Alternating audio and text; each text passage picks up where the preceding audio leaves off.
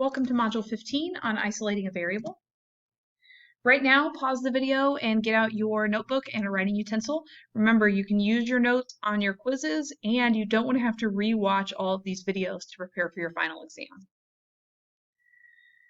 So I want you to turn to a new sheet in your notebook and write Module 15, isolating a variable. Today we're going to be talking about how to get a variable all by itself when you have other variables instead of just numbers. Being able to isolate a variable without being able to solve is an important skill for later when we are graphing. It also is important in physics.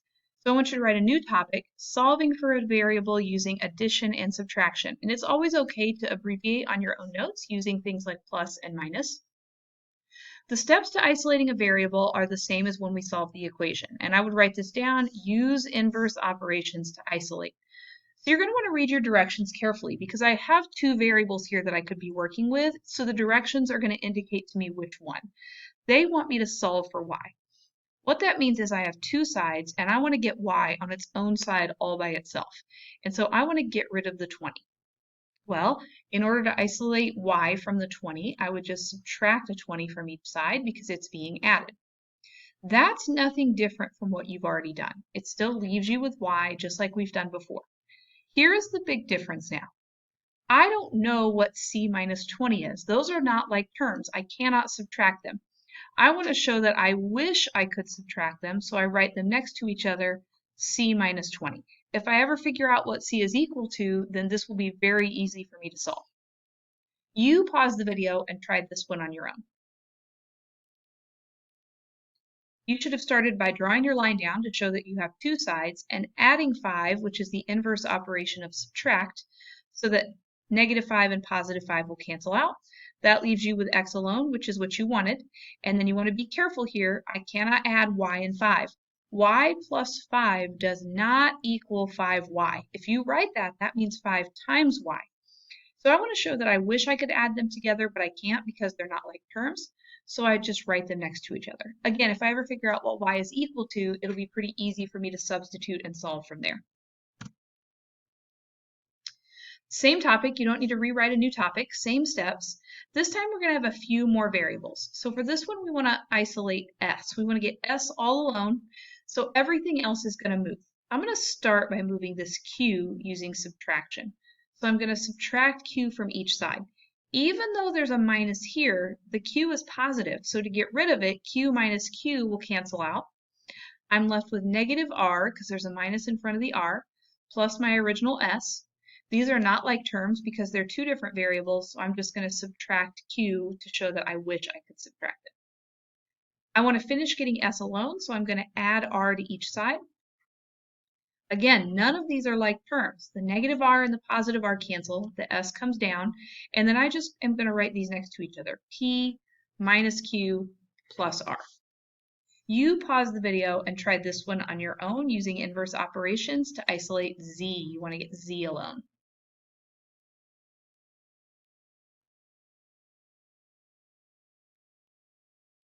All right, you should have subtracted x from each side. That leaves you with y plus z equals a minus x. And then z is still not isolated, so we need to go one step farther and subtract y.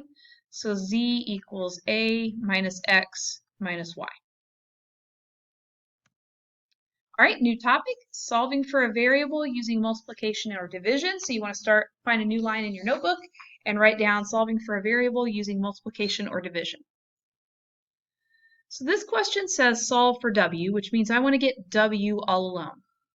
Well, think about what it means when the 9 is right next to the w. That means multiply. The opposite of multiply is to divide. So we're going to divide both sides by 9.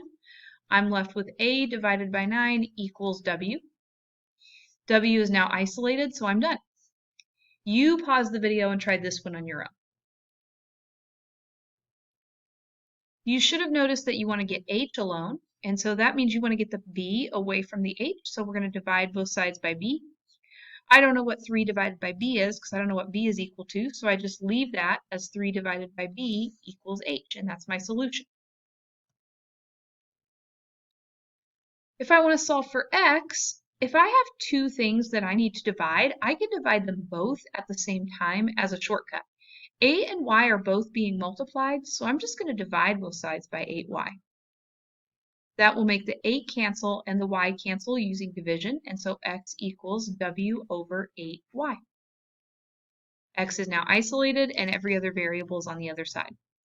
You pause the video and try this one on your own.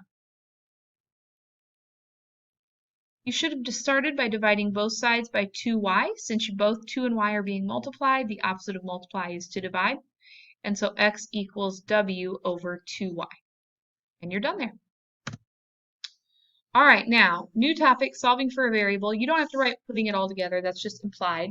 We're going to do all of these steps that are necessary in order to accomplish what we want, which is to get x alone.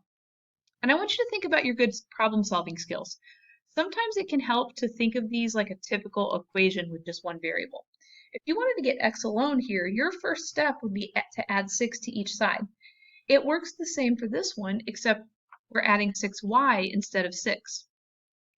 And then here you would typically add 3 and 6 and get 9, and that would be equal to 18x. But I can't add 6y and 3. They're not like terms, and so I just put them next to each other. 3 plus 6y equals 18x. And then for this one, you would finish dividing both sides by 18. Both sides by 18. And then the 18s cancel out, and so you're left with 3 plus 6y divided by 18. Just like here, you would be left with 9 over 18. But in this case, you would want to reduce. Top and bottom are both divisible by 9, and so you would get 1/2. What are top and bottom both divisible by here? Well, 3 and 6 are both divisible by 3, and 18 is divisible by 3. So I'm going to divide top and bottom by 3. 3 divided by 3 is 1, 6 divided by 3 is 2, and 18 divided by 3 is 6, and so that's your solution. You pause the video and try this one on your own. Remember, that was just an extra example that we used. This is the example you want to use to try this one on your own. I'll give you a hint. If you're trying to get x alone, you should start by adding 5y to each side. You try it from there. You should have noticed that those cancel out, and so you're left with 2x.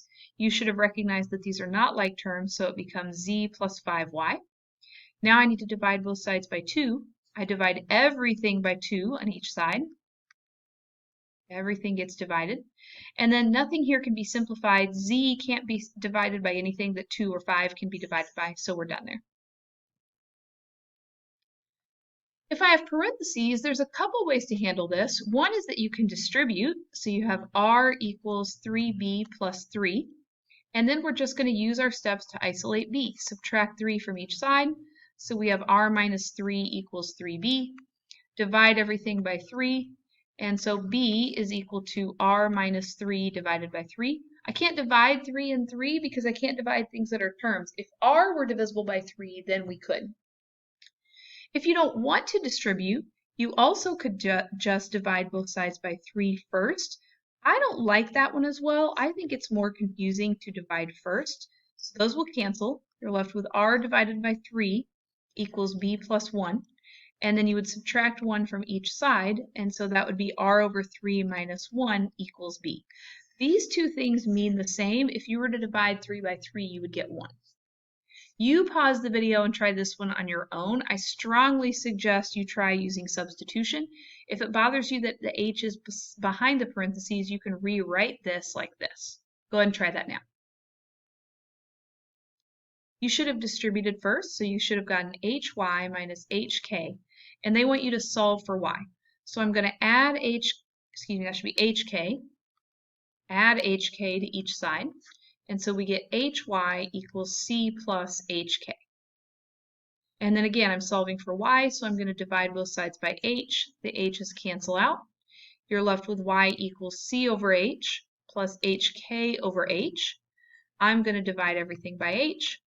So we have c over h equals k. And you're done. This video will be available on Haiku if you need to rewatch, and will be available on each skill for Module 15 in ALEKS. You now need to complete Module 15 practice problems in ALEKS by selecting Continue My Path. Make sure you are selecting Continue My Path, otherwise you won't get to do any of the practice problems. If you need help in ALEKS, make sure you click on Explanation. After you've completed your path on the module, then you're going to go up to the circle in the upper left-hand corner, click on Assignments, and you're going to find Quiz 15. Have a great day.